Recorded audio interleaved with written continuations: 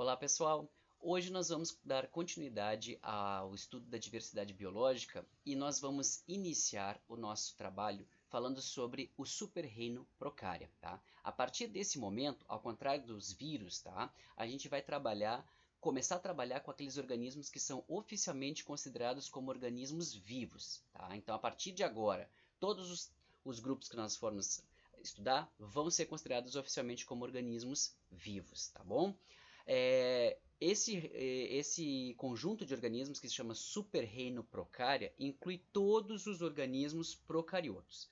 Para quem está com dúvida quando eu estou falando de super-reino, reino, e essas classificações vão começar a surgir, por que essas classificações não apareceram lá nos vírus? Porque os vírus não são considerados organismos vivos, então a gente não usa o sistema de classificação biológica para eles. Tá? Então tem aquela discussão de se é vivo ou não é vivo, mas oficialmente fica como sendo não vivo.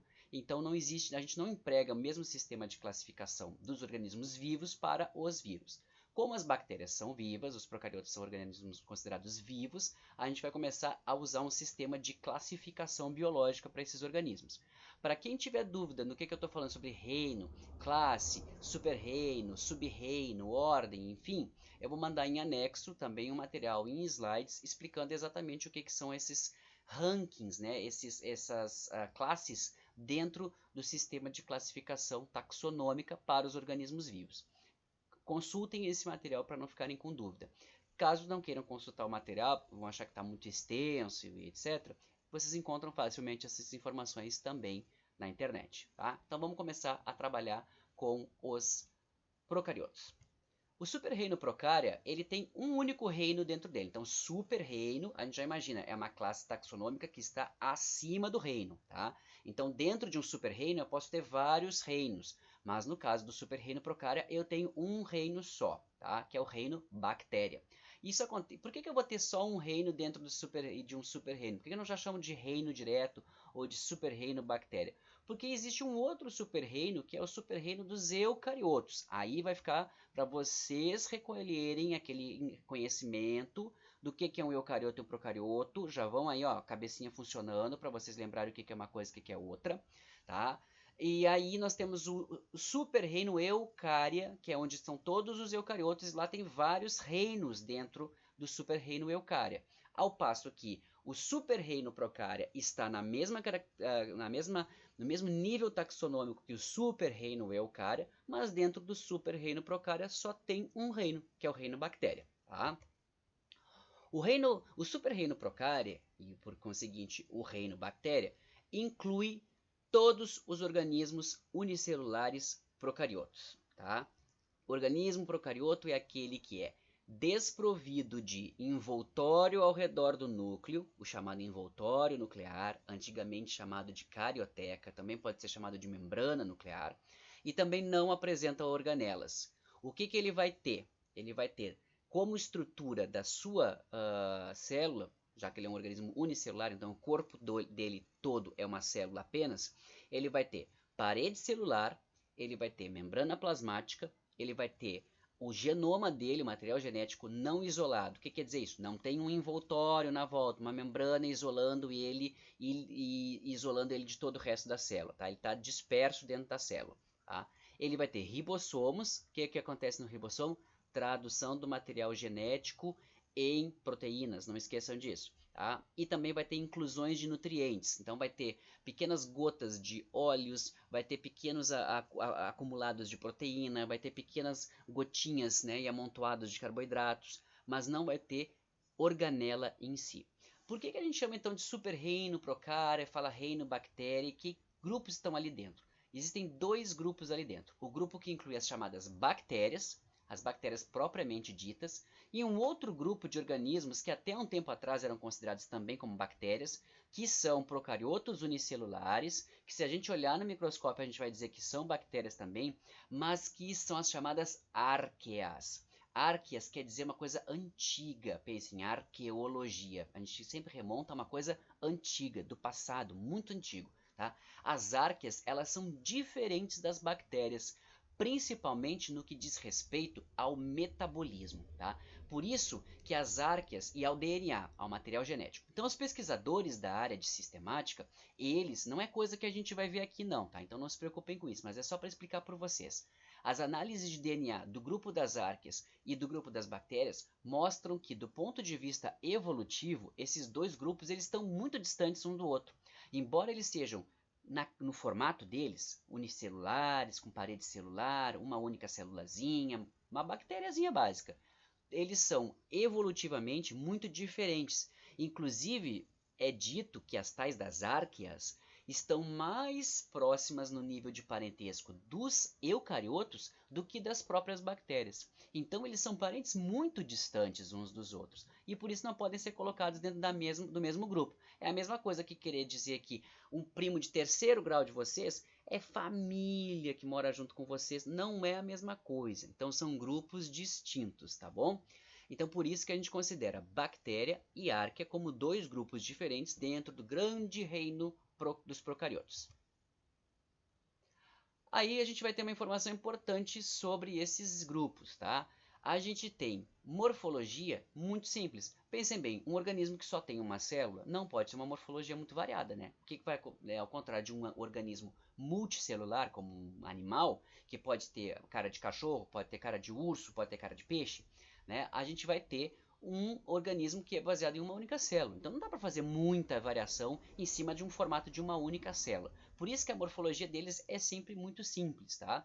Esses organismos vão ter basicamente morfologia, em geral, redondinha, esférica, tá? Uma bolinha, ou vão ser um pouco alongados, parecendo aqueles salgadinhos Cheetos, compridinho assim, ou eles vão formar um espiral, tá? Então, e ainda tem um outro formato que é o formato de vírgula, tá? Então, basicamente são esses quatro formatos os mais comuns.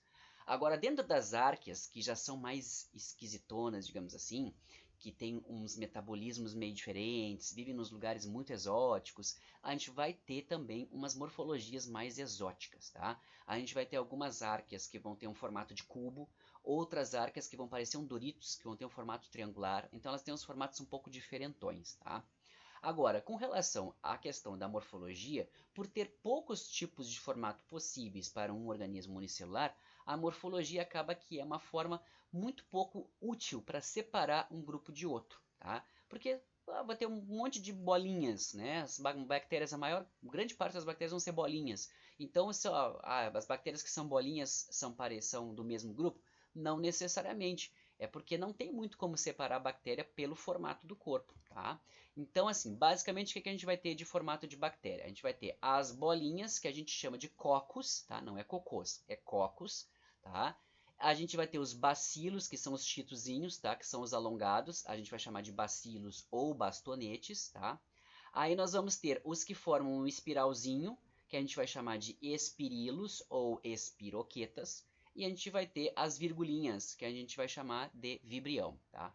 Os cocos podem se apresentar isolados, ou eles podem se apresentar em duplas, em quartetos, tá? Ou eles podem se apresentar, e aí vão ser diplococos, quando forem dois juntos, e assim por diante. Agora, quando eles se apresentam assim de forma linear, né, formando uma cadeia, a gente chama de streptococcus. E quando eles se apresentam assim como um grupo mais junto, maciço, a gente chama de estafilococcus. E, inclusive, existem grupos de bactérias que, por exemplo, vivem na nossa pele, como a chamada Staphylococcus, que recebe esse nome, Staphylococcus aureus, desculpa, que recebe esse nome justamente porque ela vive sempre agrupada assim. A gente não encontra as celulinhas dela isolada, ela sempre vive em grupos, tá? Outras bactérias já vão viver assim, ó, isoladas, tá bom?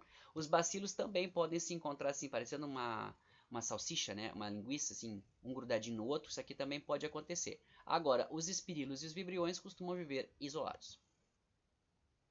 Então, se eu não vou usar a morfologia como forma principal, né, a forma das bactérias como a principal forma de classificação, o que eu vou utilizar como sendo a principal forma de classificação?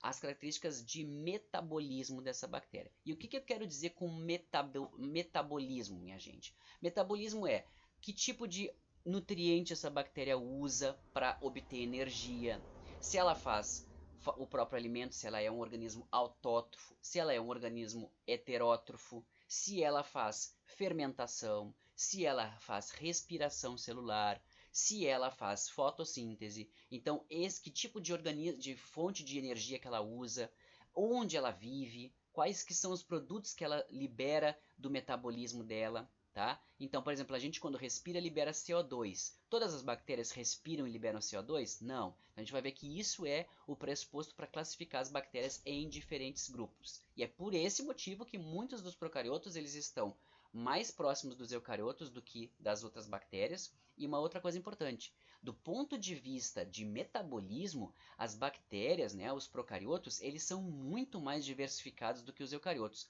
Os eucariotos, em geral, fazem fotossíntese, é o caso das plantas, fazem fermentação, que é o caso de alguns fungos, e o resto tudo faz respiração usando oxigênio, a chamada respiração aeróbica. As bactérias fazem fotossíntese de formas diferentes do que as plantas fazem, usando outros produtos. As bactérias fazem quimiossíntese, as bactérias fazem respiração, as bactérias fazem fermentação, então elas têm uma diversidade de metabolismo muito maior do que os eucariotos. Tá? Então, do ponto de vista metabólico, elas são mais diversas. Então, já falei para vocês, podem ser heterótrofos, ou seja, pegam nutriente a partir de matéria orgânica sintetizada por um outro organismo vivo previamente. Tá? E aí são aeróbias, vivem em presença de oxigênio. Ou então anaeróbias, vivem na ausência de oxigênio, como por exemplo a bactéria que causa o tétano e o botulismo. Ela vive em um ambiente anaeróbico. Por isso que a gente tem que ter cuidado com as latinhas. Quando a gente vai comprar uma latinha no mercado de milho, uma latinha de cenoura, uma latinha de conserva de alguma coisa, não pode estar estufada. Porque se está estufada é sinal de que criou bactéria lá dentro e essas bactérias produzem metano. Tá? E aí o metano vai estufar a latinha e significa que ali está contaminado. Tá? Vejam bem, um ambiente completamente anaeróbio, não tem oxigênio ali dentro e as bactérias conseguem viver ali dentro. Tá? E aí o que eu quero dizer com facultativo obrigatório? Tem bactéria que só vive no ambiente onde não tem oxigênio. Se ela entrar em contato com oxigênio, ela morre. E tem bactérias que pode viver num ambiente com oxigênio, tanto quanto pode viver num ambiente sem oxigênio. Ela é pau para toda obra. Tá? Podem ser autótrofos, ou seja, sintetizam os próprios elementos que vão dar energia para ela. E aí elas podem usar pigmentos diferentes. Lembra do pigmento da fotossíntese? A clorofila? Pois bem, as bactérias podem usar clorofila de vários tipos diferentes, como também podem usar outras substâncias para fazer fotossíntese. Então as bactérias são muito mais variadas. As bactérias podem fazer fotossíntese utilizando substâncias, né, compostos sulfurados ao invés da água. Lembram do papel da água na fotossíntese? Não lembra? Vai dar um Google. Tá? E olha o que a água faz na fotossíntese. Algumas bactérias pegam, ao invés da água como fonte de elétrons, a bactéria vai pegar compostos com enxofre para fazer isso. E aí ela vai acabar liberando, em vez de liberar oxigênio para o ambiente, lembram por que as plantinhas liberam oxigênio para a gente? Porque as plantas fazem fotossíntese, usam a água e sobra oxigênio. Então elas liberam oxigênio para o planeta. As bactérias que usam compostos com enxofre vão liberar enxofre. Tá? E elas também podem fazer quimiossíntese. O que é quimiossíntese? Não sabe? Dá um Google, mas eu já explico.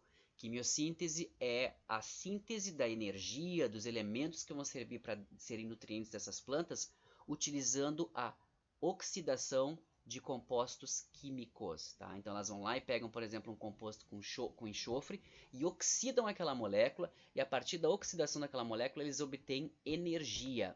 É diferente da fotossíntese, porque na fotossíntese a energia vem do sol, da luz. Tá? Então, fotossíntese, a partir da luz. Quimiossíntese, a partir de compostos químicos. Em virtude da grande diversidade de metabolismos que as bactérias têm, elas vão viver em vários lugares diferentes. As bactérias podem viver.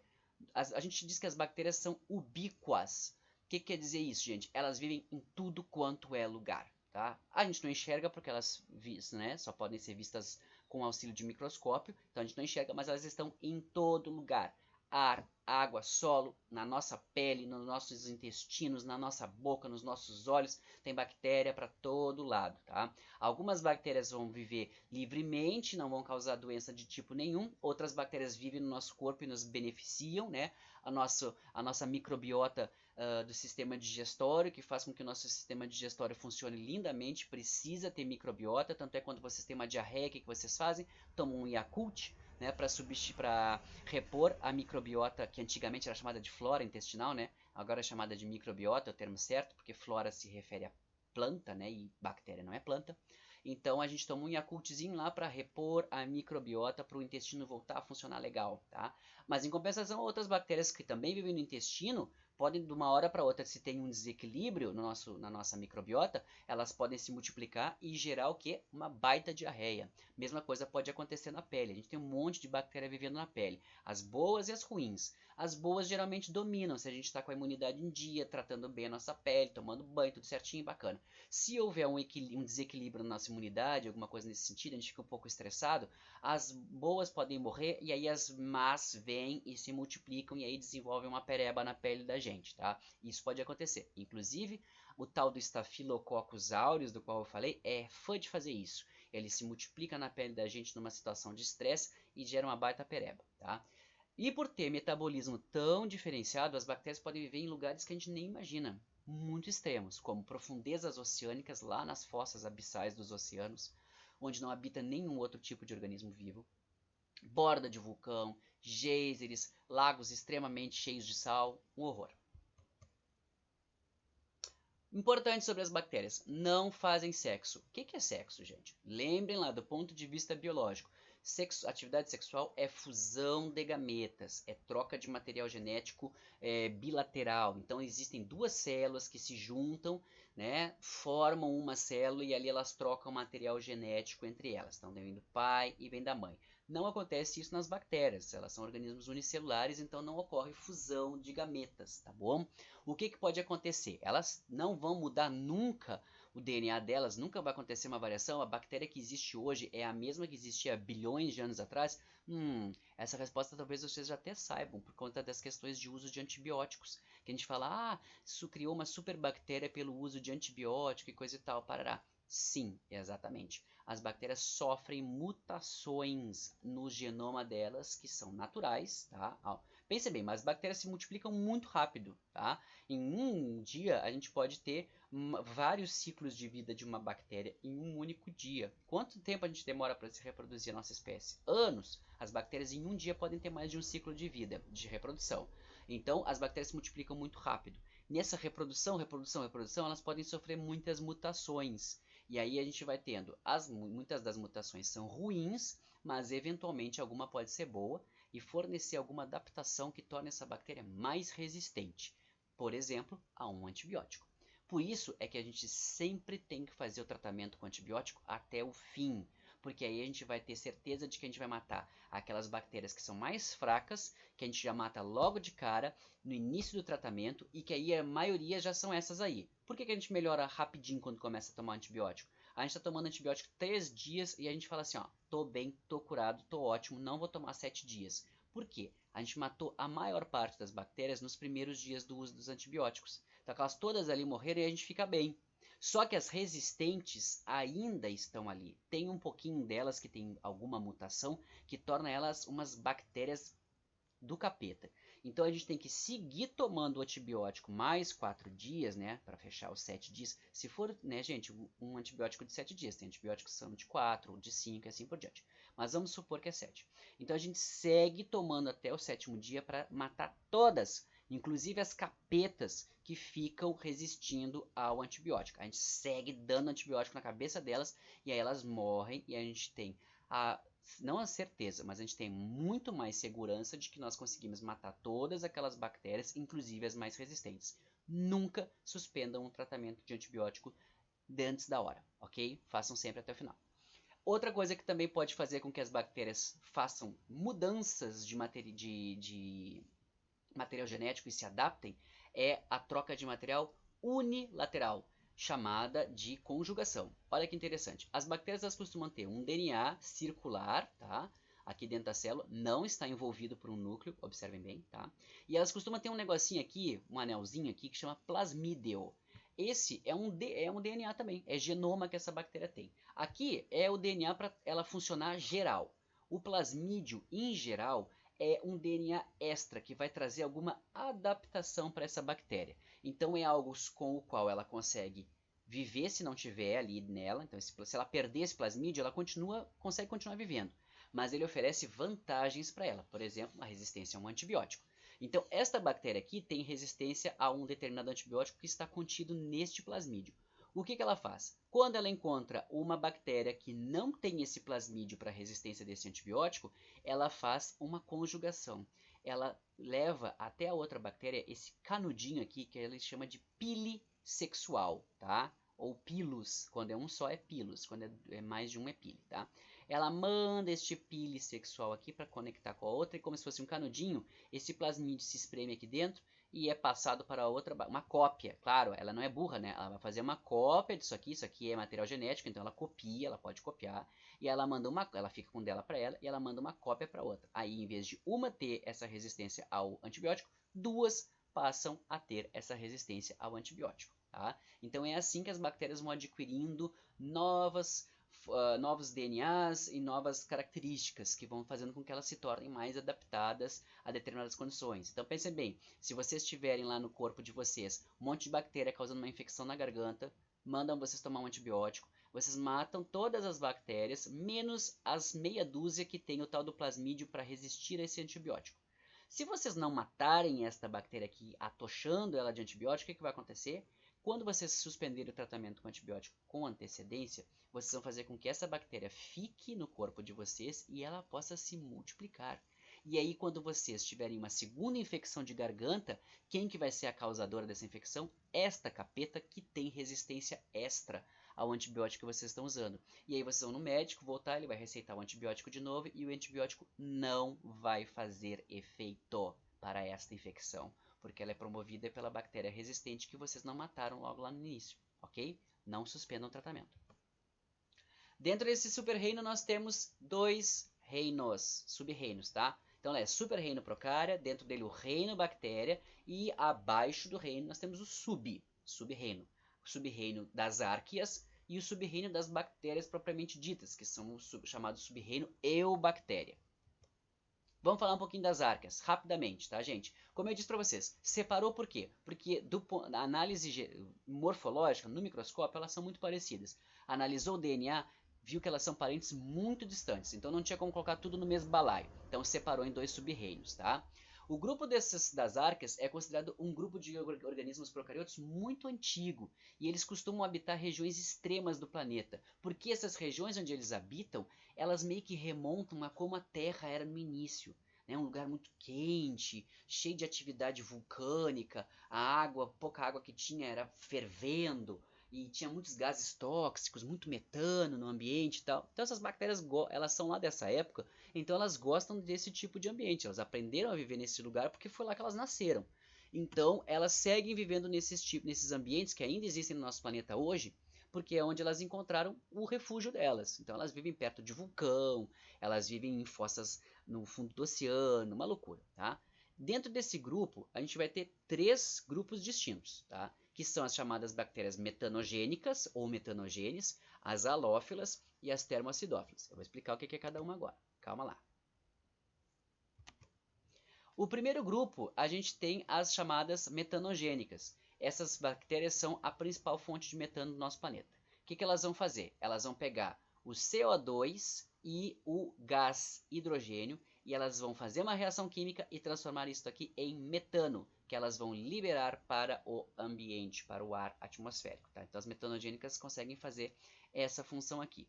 Elas também conseguem pegar substâncias mais simples, substâncias um pouquinho mais complexas, na verdade, que o CO2, como por exemplo ácidos orgânicos, que são fonte de... Pensem bem, um bicho morre, uma planta morre, e aí precisa ser decomposto esse material, né, para que ele volte para a natureza. Então lembra que eu falei do ciclo do carbono? Então lembra das bactérias que liberam metano para o ambiente? Isso é muito importante porque recicla o carbono. Então são essas aqui que fazem isso. Liberando o quê? Metano para o ambiente. Onde é que elas vivem? Lugares que vão ser basicamente sem oxigênio, tá? Ó, ambientes anaeróbios, ou com muito pouco oxigênio, microaerófilos, tem muito pouco oxigênio, tá? Lá esses lugares são o quê? brejos, pântanos, os aterros sanitários. Quem fez o trabalho sobre lixo, né, e poluição do solo sabe o que é aterro sanitário, tá? Usina de tratamento de esgoto e também onde? No sistema digestivo dos ruminantes. Então por isso que as pessoas falam, a pecuária produz muito metano, porque as vacas peidam muito metano, porque lá dentro, gente, as vacas comem o quê? Capim. Capim é o quê? Celulose. A gente digere celulose? Não. Se vocês fizerem cocô depois de comer salada, vocês vão ver que tem um monte de pedaço de salada lá. Então as bactérias, para que a gente come salada? Então, assim, né? Porque a gente come a salada por causa da vitamina. Mas a vaca tem que obter energia a partir da grama. Então a vaca precisa degradar a celulose. Os animais não têm capacidade de degradar a celulose. Então o que a vaca faz? Se associa com bactérias metanogênicas lá no rumen. E lá as bactérias ficam digerindo essa celulose para as vacas, para liberar energia para as vacas. Como produto vai ter o que? Metano, metano pra caramba. E aí olha, as vacas vão peidar metano aos montes e aí nós vamos ter muito metano sendo gerado por conta da grande quantidade de cabeças de gado que a gente tem no mundo, tá bom, gente? Então é por isso que o pessoal tem implicância com a questão da pecuária, porque realmente libera muito metano no ambiente, tá? Outro grupo, as chamadas halófilas. Halo quer dizer sal. Então essas filo quer dizer afinidade, gostar de. Então essas bactérias são bactérias que são muito de boa e que curtem e que vivem em ambientes que têm muito sal. Tá? Então são ambientes salinos. O mar é um ambiente onde vocês têm sal em grande quantidade, né? Uma água é salgada. Então essas bactérias vão viver em águas salgadas, águas muito salgadas, porque elas não gostam de água só do mar ali, elas gostam de água muito salgada. Então, por exemplo, esse ambiente aqui que vocês estão vendo aqui é uma lagoa de produção de sal, tá? Então, é uma lagoa que tem um nível de salinidade muito elevado. Se extrai sal dessa lagoa. Vocês estão vendo que a água está meio cor-de-rosa? Isso aqui acontece porque as bactérias, o grupo de bactérias halófilas que vive aqui nessa região produz esses pigmentos aqui como produto da reação das células delas. Então elas liberam esse pigmento cor-de-rosa aqui no ambiente e a lagoa fica toda cor-de-rosa, porque essas bactérias estão presentes nessa lagoa. É um lugar, é uma bactéria muito louca, porque geralmente o que acontece quando vocês entram na água salgada? Os dedos de vocês, as pontas dos dedos de vocês murcham rapidamente. Por quê, gente? Porque a tendência é que a água saia do lugar onde tem menos sal para onde tem mais sal. Eu não vou explicar isso aqui em detalhes para vocês, porque isso é física termodinâmica. Então não vamos, né? Mas vocês devem lembrar lá de difusão e osmose, né? Talvez vocês lembram que na osmose a água vai de onde ela está mais concentrada para onde ela está menos concentrada para equilibrar as concentrações? Eu acho que vocês devem ter visto osmose já em química. Então o que vai acontecer? A água sai de dentro do nosso corpo quando a gente entra no mar e aí a gente fica com as pontas dos dedos tudo murcha. Então, geralmente um organismo vivo, se ele tem dentro da célula dele, ele vai ter que ter obrigatoriamente muita água para ele funcionar. Se na volta dele tem muito sal, qual que é a tendência? Perder a água para o ambiente. Né? Então essa lagoa salina, teoricamente, ela vai puxar a água de dentro das células para fora das células. Então essas bactérias morreriam desidratadas dentro dessa água, mas elas vão ter o quê? Adaptações na membrana celular delas, que vai permitir com que elas aguentem essa puxada de água da lagoa para tirar água dentro da célula dela, e ela vai conseguir viver numa boa, num lugar onde outros organismos vão desidratar até a morte. E as termoacidófilas? Já falei para vocês que filos é afinidade, gostar de água, de algo. Então, se eu chamo de termoacidófilas, eu já posso pensar que é uma bactéria que gosta de temperatura e que gosta de lugar ácido. Então, exatamente, são as bactérias que vivem em lugares quentes e ácidos, como por exemplo este pequeno inferninho aqui que ocorre no fundo do oceano, que são como pequenos vulcões, são as chamadas fontes sulfurosas que ocorrem no fundo dos oceanos, tá? Parecem uns vulcõezinhos aqui, e esses vulcõezinhos estão jogando, né, material que vem lá do fundo do planeta, né, das camadas mais internas do planeta, para dentro dos oceanos. Aqui são nuvens basicamente de muito calor, com substâncias cheias de enxofre. Um inferno na Terra onde nós não conseguiríamos viver, e aqui para elas é um spa, é um dia no paraíso, tá? É aqui que elas gostam de viver. Então elas vão ter que ter o que, minha gente? Adaptações também de membrana para viver em temperaturas muito altas. Para vocês terem uma ideia, bactérias do gênero chamado Sulfolobus vivem com pH entre 1 e 2. Sabe o que é isso? É mais ou menos o pH do nosso ácido gástrico, o ácido do estômago, que digere tudo quanto é comida que a gente come. Então, se vocês botarem o ácido do nosso estômago é o ácido clorídrico, é um dos ácidos mais ácidos. Se vocês botarem um prego lá dentro, ele vai digerir o prego, tá? Então, lá esta bactéria vive numa boa. E a temperatura que ela vive é de 55 a 90 graus. Se vocês colocarem ela a menos de 55 graus, ela morre.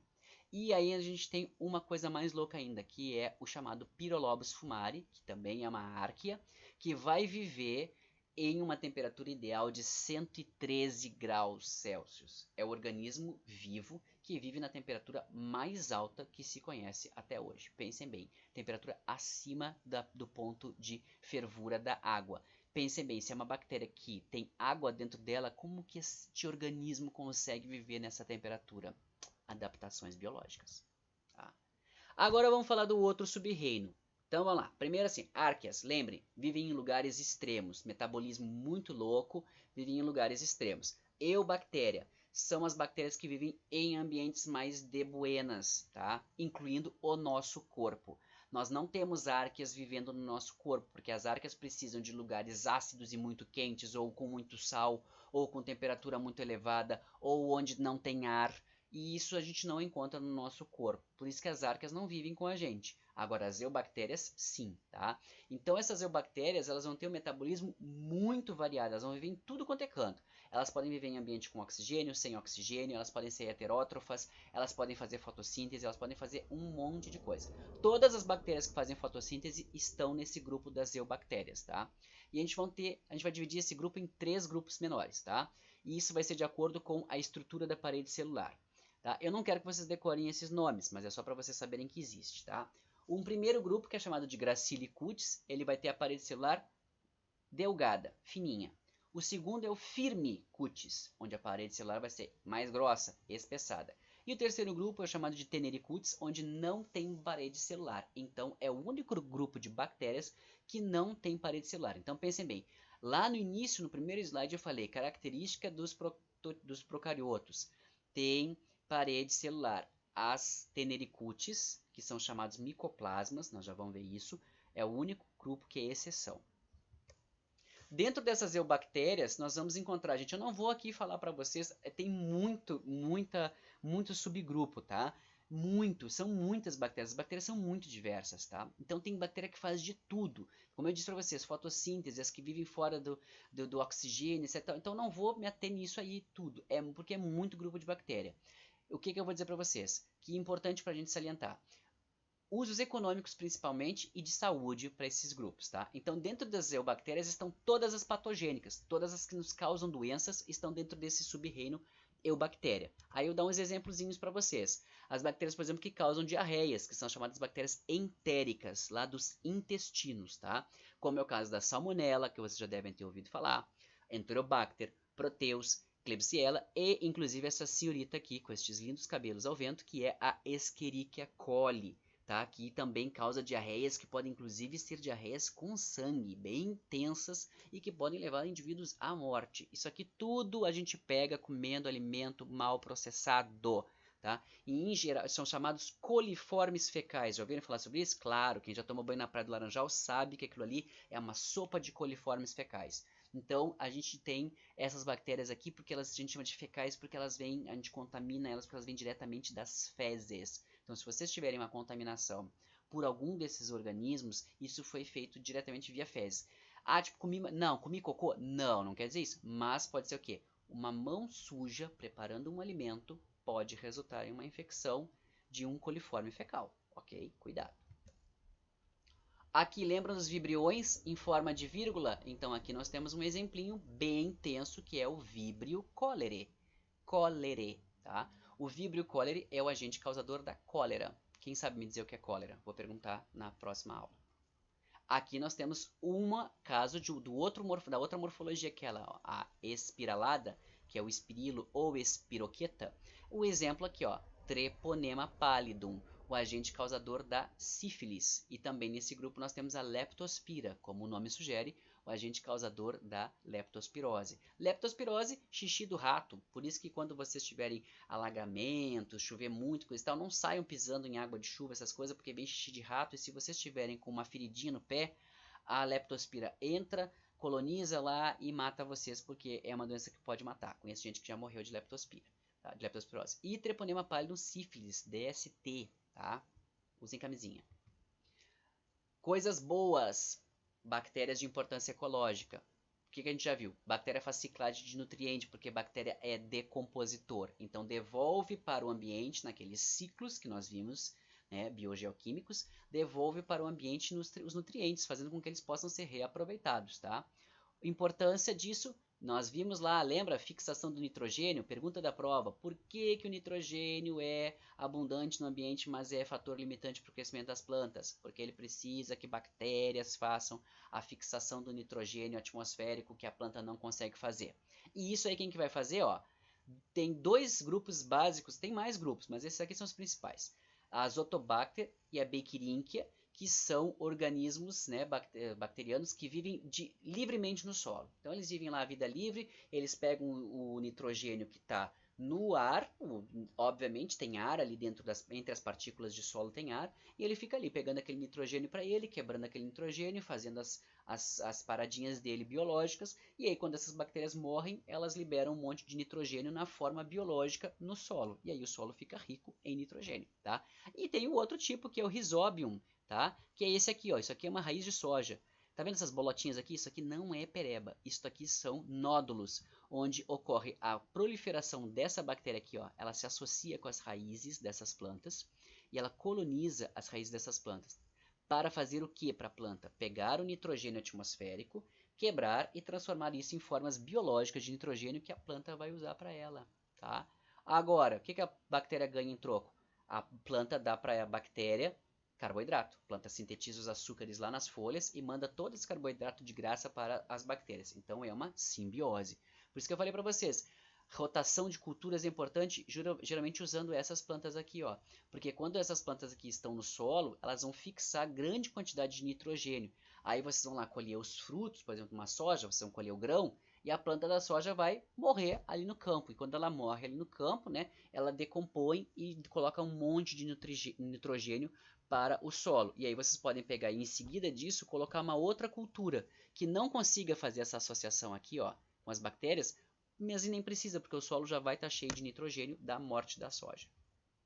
E também, por fim, a gente vai ter o quê? Ó? As bactérias que fazem fotossíntese estão todas nesse grupo. Elas parecem uma miniatura de um cloroplasto.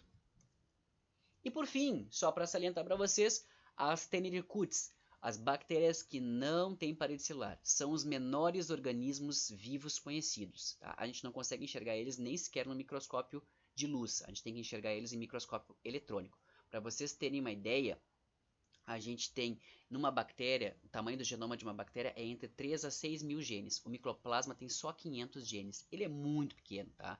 Ele é um pouco maior que um vírus, tá? Então, é o menor organismo vivo que se conhece se a gente não considerar os vírus. E não podia deixar de ser, né? Apesar de ser tão pequeno, ainda pode ser um bicho encapetado, porque alguns tipos de pneumonia são causados por algumas bactérias desse tipo.